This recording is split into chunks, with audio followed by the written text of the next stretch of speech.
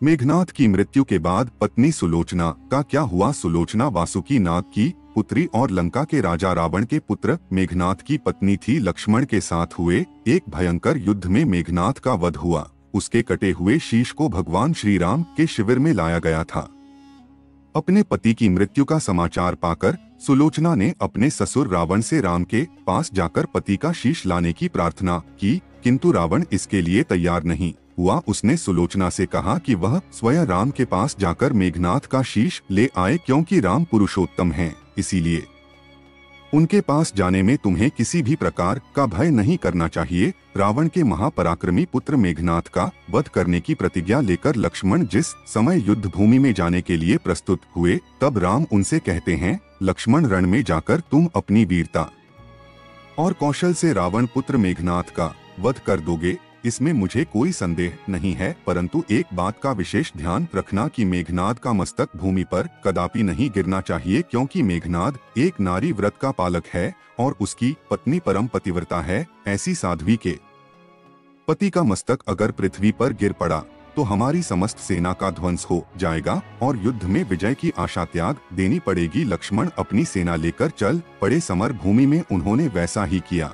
युद्ध में अपने बाणों से उन्होंने मेघनाद का मस्तक उतार लिया, पर उसे पृथ्वी पर नहीं गिरने दिया। हनुमान उस मस्तक को रघुनंदन के पास ले आए। मेघनाद की दाहिनी भुजा आकाश में उड़ती हुई उसकी पत्नी सुलोचना के पास जाकर गिरी। सुलोचना चकित हो गई। दूसरे ही क्षण अत्यंत दुख से कातर होकर विलाप करने लगी, पर उसने भुजा को स्पर्श नहीं किया।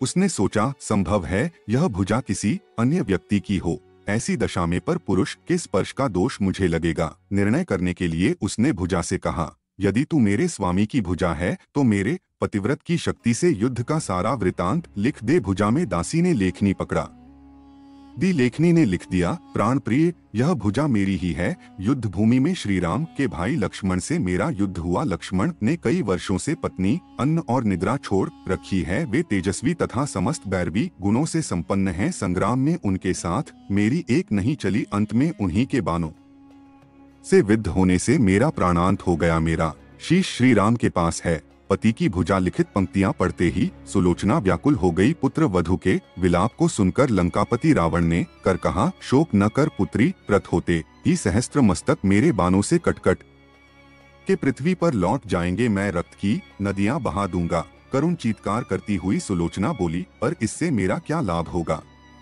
सहस्त्र क्या, करोड़ों शीश भी मेरे स्वामी के शीश के अभाव की पूर्ति नहीं कर सकेंगे। सुलोचना ने निश्चय किया कि उसे अब सती हो जाना चाहिए, किंतु पति का शव तो रामदल में पड़ा हुआ था, फिर वह कैसे सती होती। जब अपने ससुर रावण से उसने अपना अभिप्राय कहकर अपने पति का शव मंगवाने के लिए कहा, तब रावण ने उत्तर दिया, देवी तुम स्वयं ही दल में जाकर अपने पति का शव प्राप्त करो। जिस समाज में बाल ब्रह्मचारी हनुमान, परम जितेंद्रिय लक्ष्मण तथा एक पत्नी व्रती भगवान श्री राम विद्यमान हैं, उस समाज में तुम्हें जाने से डरना नहीं चाहिए। मुझे विश्वास है कि इन स्तुत्य महापुरुषों के द्वारा तुम निराश नहीं लौटाई जाओगी। सुलोचना के आने का समाचार सुनते ही श्री राम खड़े हो गए और स्वयं चलकर सुलोचना के पास आए और बोले, देवी तुम्हारे पति विश्व के अन्यतम योद्धा और पराक्रमी थे। उनमें बहुत से सद्गुण थे, किंतु विधि की लिखी को कौन बदल सकता है। आज तुम्हें इस तरह देखकर मेरे मन में पीड़ा हो रही है। सुलोचना भगवान की स्तुति करने लगी। श्री राम ने उसे बीच में ही चुप करते हुए कहा, देवी मुझे लज्जित न करो। पतिव्रता की महिमा अपार है, उसकी शक्ति की तुलना नहीं है। मैं जानता हूँ कि तुम परम सती हो। तुम्हारे सतीत्व से तो विश्व भी थर्राता है। बताओ कि मैं तुम्हारी किस प्रकार सहायता कर सकता हूँ।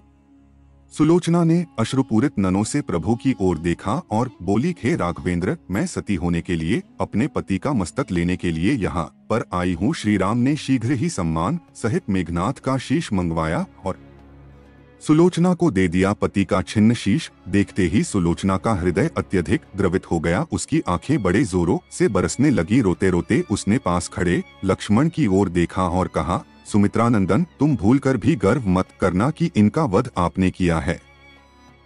मेरे स्वामी को धराशायी करने की शक्ति विश्व में किसी के पास नहीं थी। यह तो दो पतिव्रता नारियों का भाग्य था। आपकी पत्नी भी पतिव्रता है और मैं भी पति चरणों में अनुरक्ति रखने वाली उनकी अनन्य उपासिका हूँ, पर दुर्भाग्य से मेरे पति एक पतिव्रता नारी का अपहरण करने वाले पिता का अन्न खाते थे और उन्हीं के लिए युद्ध में उतरे थे। इसी से मेरे जीवन धन परलोक सिधारे सभी योद्धा सुलोचना को राम शिविर में देखकर चकित थे। वे यह नहीं समझ पा रहे थे कि सुलोचना को यह कैसे पता चला कि उसके पति का शीश भगवान राम के पास है।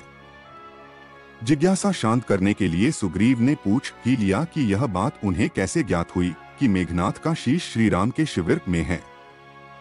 सुलोचना ने स्पष्टता से बता दिया, मेरे पति की भुजा युद्ध भूमि से उड़ती हुई मेरे पास चली गई थी। उसी ने लिखकर मुझे बता दिया। व्यंग्य भरे शब्दों में सुग्रीव बोल उठे, निष्प्रभ यदि लिख सकती है फिर तो यह कटा हुआ सिर भी हंस सकता है। श्री राम ने कहा, व्यर्थ बातें मत करो मित्र, पतिव्रता के महिमामंडन को तुम नहीं जानते। श्री राम की मुखाकृति देखकर सुलोचना उनके भावों को समझ गई। उसने कहा, यदि मैं मन वचन और कर्म से पति को देवता मानती हूँ तो मेरे पति का यह निर्जीव मस्तक हंस उठे। सुलोचना की बात पूरी भी नहीं हुई थी कि कटा हुआ मस्तक जोरों से हंसने लगा। यह देखकर सभी दंग रह गए। सभी ने पतिव्रता सुलोचना को प्रणाम किया। सभी पतिव्रता की महिमा से परिचित हो गए थे। चलते समय सुलोचना ने श्री राम से प्रार्थना की, भगवान आज मेरे पति की अंत्येष्टि क्रिया है और मैं उनकी सहचर उनसे मिलने जा रही हूँ। आज युद्ध बंद रहे। श्री राम ने सुलोचना की प्रार्थना स्वीकार कर ली। सुलोचना पति का सिर लेकर वापस लंका आ गई। लंका में समुद्र के तट पर एक चंदन की चिता तैयार की गई। पति का शीश गोद में लेकर सुलोचना चिता पर बैठी और धधकती हुई अग्नि में कुछ ही क्षणों में सती हो गई।